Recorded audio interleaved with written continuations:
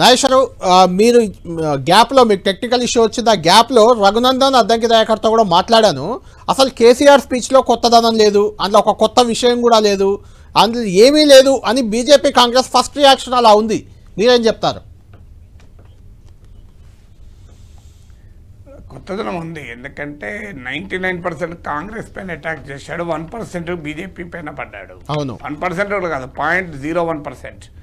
మీకు పూర్తిగా ఒక్క సెంటెన్స్ కూడా బీజేపీ పైన మాట్లాడలేదు. అది కూడా కేంద్ర ప్రభుత్వ విధానాలపైన ఒక్క మాట మాట్లాడలేదు. మీకు కేవలము ఒక తెలంగాణకి ఏమి ఇచ్చారు, మెడికల్ కాలేజీని ఇస్తే మాకు తెలంగాణకి ఏమి ఇచ్చారు, ఇలాంటి ఒక్క సెంటెన్స్ కూడా పూర్తిగా మాట్లాడలేదు బీజేపీ పైన. మీరు 2024 ఎన్నికలకు ముందు కానీ 2023 అసెంబ్లీ ఎన్నికలకు ముందు కానీ కేసీఆర్ చేసింది ఏంటి అని ఒక్కసారి గుర్తు తెచ్చుకోండి. చెన్నై వెళ్ళి, కోలకత్తా, మొత్తం త్రివేంద్రం, ముంబాయి అంతటికి వెళ్ళి బీజేపీకి వ్యతిరేకంగా, కాంగ్రెస్కి వ్యతిరేకంగా మనం ఒక పెద్ద ఉద్యమం నడుద్దాం అంటే రెండు పార్టీలను ఏకిపారేస్తే క్లియర్ గా పొలిటికల్ లైన్ ఏంటి అంటే అప్పటి సిచ్యువేషన్కి ఇప్పటికి కంపేర్ చేసినప్పుడు అప్పుడు తెలంగాణలో అధికారంలో ఉంది, దేశాన్ని ఎలుదాం అనేది కేసీఆర్ ఆలోచన అప్పుడు. ఇప్పుడు అలా కాదు, అధికారం కోల్పోయిన చోటే వెతుక్కోవాలి. ఆ వర్డ్ కూడా చాలాసార్లు వాడారు, కోల్పోయిన చోటే వెతుక్కోవాలి, మనం ఇక్కడ అధికారంలోకి రావాలి మళ్ళీ అనే కాన్సెప్ట్. కాబట్టి ఇక్కడ అధికారంలో ఉన్న కాంగ్రెస్నే టార్గెట్ చేశారు అని అనుకోవచ్చా మనం? అలా కాంగ్రెస్ టార్గెట్ చేస్తాడు, చెయ్యాలి కూడా. ఎందుకంటే అధికారంలో కాంగ్రెస్ ఉంది కనుక ఖచ్చితంగా కాంగ్రెస్ పైన ఎక్కువ చేస్తాడు, అందులో డౌటేం లేదు. కానీ పోయిన చోటే వెతుక్కోవాలంటే ఈయనకన్నా ముందు బీజేపీలో కూడా వెతుక్కుంటాను కదా, అది మర్చిపోకూడదు కదా.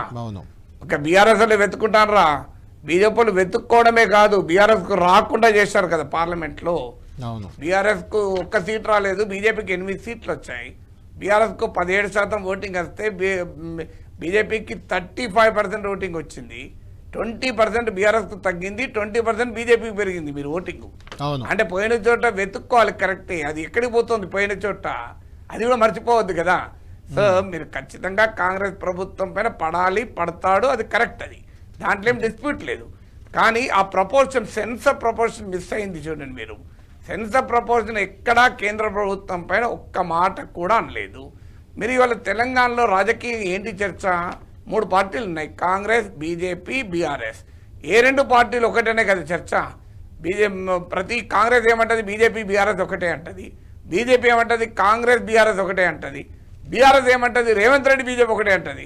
ఇలా కేసీఆర్ ఉపన్యాసం చూసినాక ఏ 2 పార్టీలు ఒకటని మీకు అనిపిస్తుంది. సో దాన్ని బట్టి అర్థమవుతుంది కదా. సో అందువల్ల మీకు క్లియర్గా పొలిటికల్ లైన్ ఇకపై బీజేపీ పైన, మోడీ ప్రభుత్వం పైన కేసీఆర్ పోరాడదలుచుకోలేదు. పోయిన చోటే వెతుక్కోవాలి కనుక ఆయన ఢిల్లీలో పోలే కనుక, హైదరాబాద్లో పోయింది కనుక ఇక్కడే వెతుక్కుంటాను అంటే తన ప్రత్యర్థి బీజేపీ కాదు అని ఒక ఇండైరెక్ట్గా సిగ్నల్ ఇచ్చారు కదా. మీరు ఇప్పుడు కేంద్ర వక్ఫ్ చట్టం పైన పెద్ద ఎత్తున పోరాడుతున్నారు. సో వక్ఫ్ చట్టం పైన బీఆర్ఎస్ లైన్ అయిందని చెప్పాడా మోడీ ప్రభుత్వం పైన? రాజ్యాంగం పైన దాడి జరుగుతోంది, దానిపైన ఒక్క మాటన మాట్లాడా? మీరు ఎన్ని కేసీఆర్ స్పీచ్లు 10 ఏళ్ళు చూడండి, అతి తక్కువగా బీజేపీ పైన మాట్లాడింది ఇదే స్పీచ్. లెక్క కంటెంట్ అనాలిసిస్ చేయండి కళ్యాణ్. లాస్ట్ 11 yearsలో బీజేపీ పైన అతి తక్కువగా మాట్లాడిన స్పీచ్ ఏమైనా ఉందంటే అది వరంగల్ స్పీచే. ఇది యాక్సిడెంటల్ గా ఉండే క్వశ్చనే లేదు, ఇది ఇన్సిడెంటల్. అందువల్ల క్లియర్ గా అవసరమైతే బీజేపీతో కలిసైనా కాంగ్రెస్ తో పోరాడాలి అన్నది బీఆర్ఎస్ లైన్. అంటే నాగేశ్వర్ గారు, ఇక్కడ నాకు ఇంకొక సందేహం, నాకు ఒక చిన్న సందేహం కూడా వస్తుంది. అంటే కాంగ్రెస్ పార్టీపై పోరాడేందుకు బీజేపీతో కలిసినట్టు అనుకోవచ్చా, లేదంటే పాకిస్తాన్ ఇండియా బార్డర్లో ఇప్పుడు జరుగుతున్న పరిణామాల నేపథ్యంలో కేంద్రంపై విమర్శలు ఏమైనా తగ్గిస్తే మంచిదనే ఆ ఆలోచనతో ఏమైనా తగ్గించారని కూడా భావించవచ్చా మనం? దానికి కావాలనుకుంటే చెప్పచ్చు కదా, కేంద్రంతో పాకిస్తాన్ పైన బుద్ధి చెప్పాల్సిందే, నరేంద్ర మోడీకి మా మద్దతు ఉంటుంది అని చెప్పి కూడా మాట్లాడచ్చు కదా. దానికి ఏముంది, పాకిస్తాన్ సంగతి తేల్చండి. ఈ విషయంలో దేశమంతా ఒకటే, దేశంలో రాజకీయాలు లేవు. నరేంద్ర మోడీ ఏ నిర్ణయం తీసుకున్నా బీఆర్ఎస్ దేశభక్తిత పార్టీ కలిసి ఉంటుంది అని చెప్పి మిగతా విషయాలకు రావచ్చు కదా. అందువల్ల లేదు, అది పోతుంది. కేంద్ర ప్రభుత్వ విధానాలు బదిలేయండి. తెలంగాణ రాష్ట్రానికి 10 ఏళ్లలో బీజేపీ ఏం చేసింది అన్న దాన్ని కూడా ఎలాబరేట్ చేయొచ్చు కదా. ఎక్కడన్నా ఎలాబరేట్ చేశారా? ఒకటేదండి, రాష్ట్రానికి ఏ ఒక్క జాతీయ హోదా ప్రాజెక్ట్ ఇవ్వలేదు, మెడికల్ కాలేజీలు ఇవ్వలేదు అన్నది తప్ప ఇంకా ఏదైనా మాట్లాడారు? 11 ఏళ్లలో 11 రూపాయలు ఇవ్వలేదు ఈ పాకిస్తాన్ నేపథ్యంలో అని మాట్లాడారు. కానీ ఇంకో ముఖ్యమైన పాకిస్తాన్ ఈ పహల్గాం నేపథ్యంలో గతంలో చెప్పేది హిందూ ముస్లింల మధ్య లొల్లి పెడదామని చూస్తున్నారు అని కూడా అనలేదు. మీరు గమనించారు. జిహెచ్ఎం ఇప్పుడు నెక్స్ట్ ఎలక్షన్ ఏముంది అలా, నాకు వరంగల్ సభ తర్వాత అతిపెద్ద రాజకీయ పోరాటం జిహెచ్ఎంసీ ఎన్నికలు. అవును, నిన్నగాక మొన్న జిహెచ్ఎంసీ నుంచి ఎమ్మెల్సీ ఎన్నికల మీద గొడవ కొట్లాడారు. రోజు బీజేపీ అటాక్ చేస్తోంది. బీఆర్ఎస్ కాంగ్రెస్ ఒకటే, బీఆర్ఎస్ ఓవైసీ ఒకటే, ఓవైసీకి ఒకవైపు బీఆర్ఎస్ ఒకవైపు కాంగ్రెస్ అని చెప్తే మీరు జిహెచ్ఎంసీ ఎన్నికల్లో రేపు పోరాటాల వద్దా? జిహెచ్ఎంసీ ఎన్నికలు ఎవరితో పోరాటం? బీఆర్ఎస్కు కాంగ్రెస్తో పోరాటమా? ఆడ పోయింది ఎవరికి? పోయింది బీజేపీకి కదా. ఆడ పోయింది రైట్. ఇంత వెతుక్కోవాలంటే ఇప్పుడు తెలంగాణ ఎన్నికలు లేవు, ఉన్నాయి జిహెచ్ఎంసీ ఎన్నికలు. నాగేశ్వర్ గారు, కాంగ్రెస్ ని ఇంత టార్గెట్ చేశారు, కాంగ్రెస్ పై ఇన్ని విమర్శలు చేశారు కేసీఆర్, అయితే ఎక్కడా కూడా సీఎం రేవంత్ రెడ్డి పేరు తీసుకురాలేదు. దీన్ని ఎలా చూడాలి?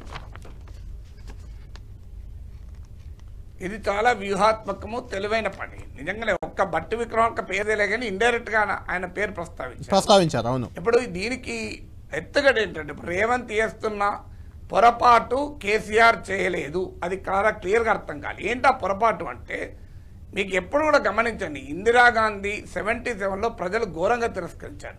మళ్ళీ 80లు వచ్చే వరకు ఇందిరాగాంధీకి బ్రహ్మరథం పట్టారు. కారణం, జనతా పార్టీ ఇందిరాగాంధీని వెంబడించింది, వేటాడిందన్న భావన వచ్చి జనతా పార్టీ కొట్టుక తెస్తుంటే మళ్ళీ ఇందిరాగాంధీ బెటర్ అనుకున్నారు. చంద్రబాబు నాయుడు ఏజ్ను, ఆయనకున్న విశేషమైన అనుభవాన్ని, చరిత్రను గుర్తించకుండా చంద్రబాబు నాయుడును వెంబడించి వేటాడాడు జగన్ పరిస్థితి ఏంటో చూడండి. ఇప్పుడు కేసీఆర్ పైన ఆయన ప్రభుత్వంలో ఉన్నప్పుడు ఆయనను టార్గెట్ చేస్తే రేవంత్ హీరో అయ్యాడు.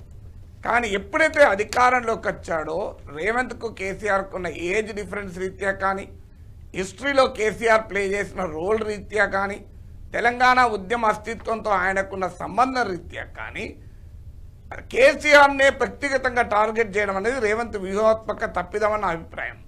బీఆర్ఎస్ విధానాలపై నువ్వు కొట్లాడు, ప్రభుత్వం పైన కొట్లాడు, కానీ కేసీఆర్ను వ్యక్తిగతంగా ఎక్కడ దాకా పోయారు మనం చూసాం కదా. స్ట్రెచ్చర్లు మార్చర్లు దాకా పోయారు. అవును. సో అది ప్రజల్లో కూడా హర్షించదు, ఎందుకంటే గ్యాప్ ఉంటుంది మీకు. ఇప్పుడు నీకు కేసీఆర్ ఏజ్ రీత్యా కానీ, ఆయనకున్న నేపథ్యము, తెలంగాణ సాధించినది, కొన్ని విషయాల్లో ఆయన పైన వ్యతిరేకత ఉండొచ్చు.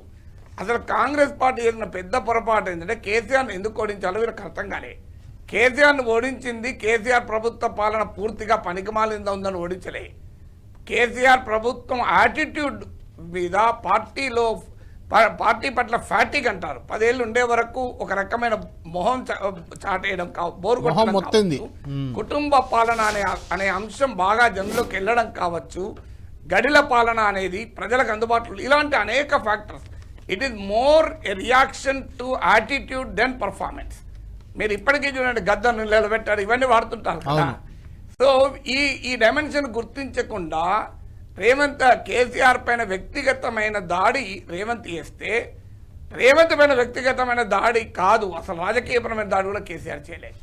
అంటే ఏంటి, తన స్థాయి కాదు అని చెప్పడం. ఒక మాట అన్నాడు, మీరు గమనించండి, పిల్లలకు ఆన్సర్ చెప్తలేరు, నాకేం ఆన్సర్ చెప్తారు అని.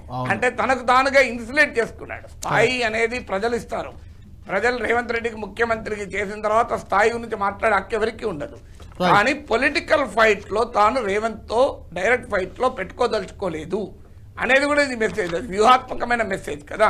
నిజంగానే రేవంత్ చేయాల్సిన పని ఏముండే అంటే, తన పర్సనాలిటీ ఇమేజ్ ను పెంచుకునే క్రమంలో కేసీఆర్ తో కంపారిజన్ లో బాగుండేవాడు. మీరు రాజశేఖర రెడ్డి సీఎం అయిన తర్వాత మీరు చంద్రబాబు నాయుడు టార్గెట్ చేయడం ఒక్కటే చేయలే, రాజశేఖర రెడ్డి పొలిటికల్ పర్సనాలిటీ కూడా ఇవాల్వ్ అయింది మీరు గమనిస్తే. సో ఆయన ఒక పెద్ద మనిషిగా రూపాంతరం చెందాడు. రేవంత్ రెడ్డి కూడా ఆ పని చేస్తుంటే, తాను పొలిటికల్ పర్సనాలిటీ ఎవాల్వ్ చేసుకుని ఉంటే ఉపయోగపడేది. కేసీఆర్ పైన అటాక్ చేయడం వల్ల ఎలా ఉపయోగం ఉంటుంది? రైట్. నాగేశ్వర్ గారు, ఫైనల్ గా ఈ రజతోత్సవ వేడుకలు అంటే 25వ ఏటా టీఆర్ఎస్ ప్రవేశించింది. చాలా భారీ బహిరంగ సభ మనం చూస్తున్నాం, విజువల్స్ కూడా చాలా బ్రహ్మాండంగా ఉన్నాయి. అయితే ఇక్కడ ఒక స్టేట్మెంట్ ఇచ్చారు కేసీఆర్, కాంగ్రెస్ పార్టీకి, కాంగ్రెస్ ప్రభుత్వానికి కొంత సమయం ఇద్దామనే సైలెంట్గా ఉన్నా, ఆ సమయం అయిపోయిందని చెప్పారు. అంటే కేసీఆర్ సైలెన్స్ బద్దలైందని మీరు భావిస్తున్నారా? ఈ రజతోత్సవ సభతో బీఆర్ఎస్ శ్రేణుల్లో, నాయకుల్లో కూడా ఏమన్నా కొత్త ఉత్సాహం వచ్చే అవకాశం కనిపిస్తుందా? ఫైనల్గా కంక్లూడ్ చేయండి. ఖచ్చితంగా వస్తుంది. కేసీఆర్ కూడా చెప్పాడు నుంచి నేనే బయలుదేరుతా అని చెప్పాడు కదా. అవును. అంటే కేసీఆర్ వ్యూహాత్మకంగా కొత్త విషయం అంటే ఏంటి, ఆర్టిఫిషియల్ ఇంటెలిజెన్స్ గురించి మాట్లాడతాడా, క్వాంటమ్ ఫిజిక్స్ గురించి మాట్లాడతాడా, ఇదే రాజకీయాలుగా ఎవరు మాట్లాడాలి. కానీ మీరు గమనిస్తే కాంగ్రెస్ ప్రభుత్వం పట్ల ప్రజల్లో ఉండే ప్రశ్నల్ని కేసీఆర్ రైజ్ చేశాడు. మీరు గమనించండి, ఎక్కడ కాంగ్రెస్ పార్టీ గురించి ప్రజలు ఏమనుకుంటున్నారు అనే అంశాలు, కరెంట్ విషయం గురించి మాట్లాడాడు, మీరు కమిషన్ల గురించి మాట్లాడారు. మీరు గమనిస్తే ఇప్పుడు ఇది క్షేత్రస్థాయి అనుభవం కదా. ఇందులో మిల్లు కావాలంటే కమిషన్ అని, మీకు ఇప్పుడు రియల్ ఎస్టేట్ వాళ్ళని అడగండి చెప్తారు, పర్మిషన్ల కొరకు కమిషన్లు అని, కాంట్రాక్టర్లను అడగండి చెప్తారు. సో ఇది ప్రజల్లో క్షేత్రస్థాయిలో ప్రజల్లో ఉండేటువంటి భావనను ఈ లొల్లి కాంగ్రెస్ ప్రభుత్వం అసలు ఏంటి గందరగోళం, ఎవరేం చేస్తున్నారో అర్థం కావడం లేదు, ఈ గోలగోలగా ఉంది. ఇది ప్రజలు అనుకునేది. తర్వాత పథకాలు ఎక్కువ హామీలు ఇచ్చారు, అమలు చేయలేకపోతున్నారు పూర్తి స్థాయిలో.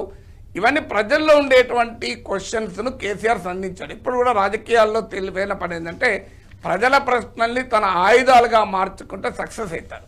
సో అందువల్ల కేసీఆర్ వ్యూహాత్మకంగానే ప్రజల ప్రశ్నల్ని గురించి తన ఆయుధాలుగా మార్చుకున్నాడు. మీరు గమనిస్తే అందువల్ల డెఫినెట్ గా కేసీఆర్ యుద్ధం మొదలు పెట్టాడనే చెప్పాలి. రైట్, థ్యాంక్ యూ నాగేశ్వర్ గారు, థ్యాంక్ యూ వెరీ మచ్. మొత్తానికి కేసీఆర్ కాంగ్రెస్కి ఇచ్చిన సమయం అయిపోయింది, ఆయన యుద్ధం మొదలు పెట్టేది నాగేశ్వర్ గారి విశ్లేషణగా కనిపిస్తుంది. చూడాలి ఈ యుద్ధంలో పై చేయి ఎవరిది కాబోతుంది, ఎందుకంటే ఇంకా 3.5 ఏళ్ళు సమయం ఉంది మళ్ళీ ఎన్నికలు రావడానికి, ప్రభుత్వం మారడానికి. కాబట్టి అప్పటి వరకు కేసీఆర్ యుద్ధం సాగిస్తారా, యుద్ధంలో పై చేయి ఎవరిది అవుతుంది మనం వేచి చూద్దాం. ఇది ప్రైమ్ టైం డిబేట్. ఈరోజు బీఆర్ఎస్ రజతోత్సవ సభపై